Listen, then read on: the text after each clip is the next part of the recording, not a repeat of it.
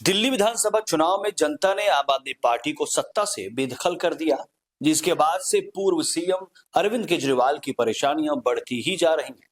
दरअसल 25 फरवरी को दिल्ली की नई सीएम रेखा गुप्ता ने दिल्ली विधानसभा में सीएजी की एक रिपोर्ट पेश की। इसमें दिल्ली सरकार की आय, व्यय और राजस्व स्थिति की जांच रिपोर्ट है। सीएजी यानी कैग, जिसे नियंत्रक महालेखा परीक्षक कहा जाता है, जिसका काम केंद्र या राज्य के राजस्व से वित्त पोषित होने वाले सभी निकायों, प्राधिकरणों, सरकारी कंपनियों, निगमों और निकायों की आय व्यय का परीक्षण करना है। अब कैग ने दिल्ली को लेकर जो रिपोर्ट दी है, जिसे दिल्ली विधानसभा में राज्य की नई मुख्यमंत्री रेखा गुप्ता ने पेश किया, उससे आम आदमी पार्टी के लिए मुश्किल हालात पैदा हो सकते हैं। आपकी अनुमति से राष्ट्रीय राजधानी क्षेत्र दिल्ली सरकार से संबंधित भारत के नियंत्रक एवं महालेखा परीक्षक का दिल्ली में शराब के विनियम और आपूर्ति पर निष्पादन लेखा परीक्षा प्रतिवेदन वर्ष 2024 का प्रतिवेदन संख्या नंबर 1 की प्रतियां सदन पटल पर प्रस्तुत करती हूं।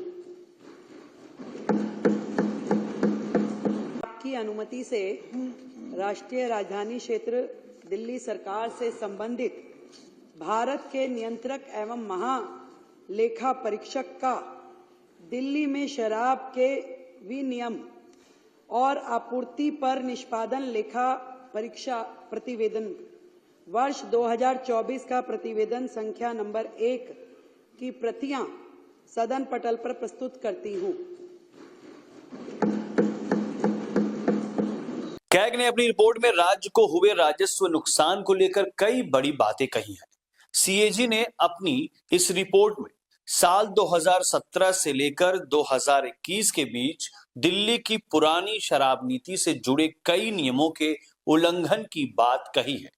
सीएजी के मुताबिक दिल्ली को आबकारी विभाग से मिलने वाले कर राजस्व का एक बड़ा हिस्सा हासिल होता है, जो कुल टैक्स रेवेन्यू का करीब 14% है। लेकिन इस आय के स्रोत में कुछ झोल नजर आया है। दरअसल दिल्ली में शराब की सप्लाई और इसकी बिक्री में कई स्तर पर लोग शामिल होते हैं। इसकी शुरुआत शराब बनाने वालों से होती है, जो दिल्ली के बाहर हैं। वहां से शराब दिल्ली के थोक विक्रेताओं के पास आती है। इसके बाद शराब अलग अलग कॉरपोरेशन वेंडर्स, निजी वेंडर्स, होटल, क्लब और रेस्तरां के जरिए उपभोक्ताओं तक पहुंचती है। दिल्ली को शराब से एक्साइज ड्यूटी, लाइसेंस शुल्क, परमिट शुल्क, आयात निर्यात शुल्क वगैरह के तौर पर राजस्व मिलता है। सीएजी की रिपोर्ट को लेकर सत्ता पक्ष और विपक्ष में हंगामा मचा हुआ है। आरोप प्रत्यारोप का दौर जारी है। जिस शराब घोटाले को लेकर भाजपा और कांग्रेस आम आदमी पार्टी पर निशाना साध रहे थे, जिस घोटाले के चलते आपके कई बड़े नेता जेल की यात्रा तक कर चुके हैं, उसको लेकर कैग की रिपोर्ट काफी अहम मानी जा रही है। दरअसल आम आदमी पार्टी की सरकार ने नवंबर 2021 के बाद दिल्ली में शराब नीति में बदलाव किया था। हालांकि बवाल मचा तो 1 सितंबर 2022 को इसे वापस भी ले लिया गया था। अब सत्ता बदली है तो सीएजी की रिपोर्ट भी दिल्ली विधानसभा में पेश की गई। सीएजी ने अपने ऑडिट में दिल्ली में एक्साइज विभाग के अधीन शराब की सप्लाई में कई अनियमितताओं के बारे में बताया है।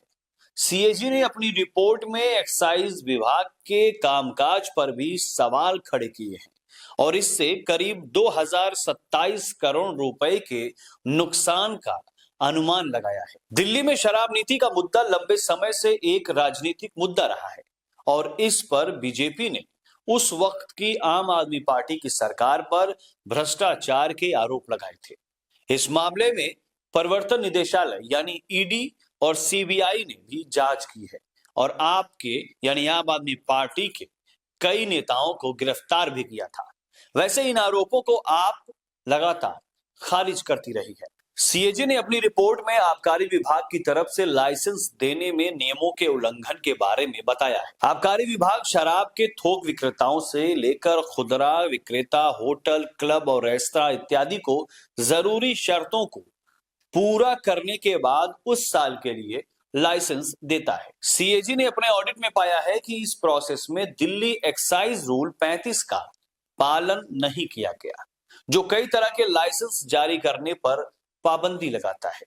सीएजी ने अपनी रिपोर्ट में कहा है कि एक्साइज डिपार्टमेंट इस दौरान जरूरी नियम और शर्तों की जांच के बिना ही लाइसेंस जारी कर रहा था।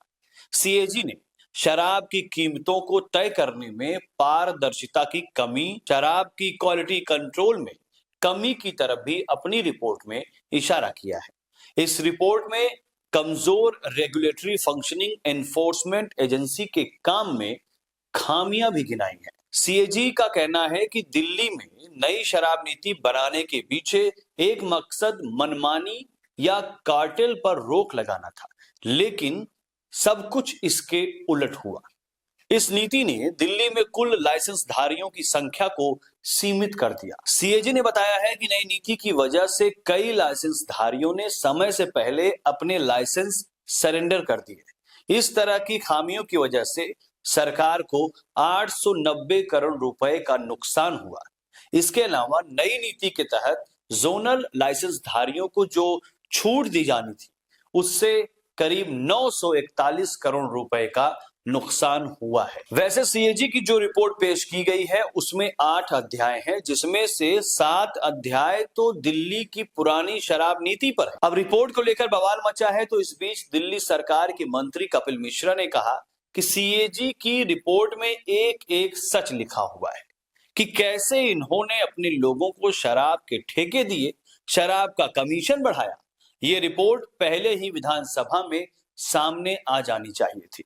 अभी तो जनता की अदालत में न्याय हुआ है, कानून की अदालत में भी न्याय होगा, ये हम सुनिश्चित करेंगे। आपकी क्या राय है? क्या इस रिपोर्ट से अरविंद केजरीवाल और उनके नेताओं की मुश्किलें और बढ़ेंगी? अपनी राय हमें कमेंट सेक्शन में दीजिए। देखते रहिए टीवी द्वापरा। नमस्कार।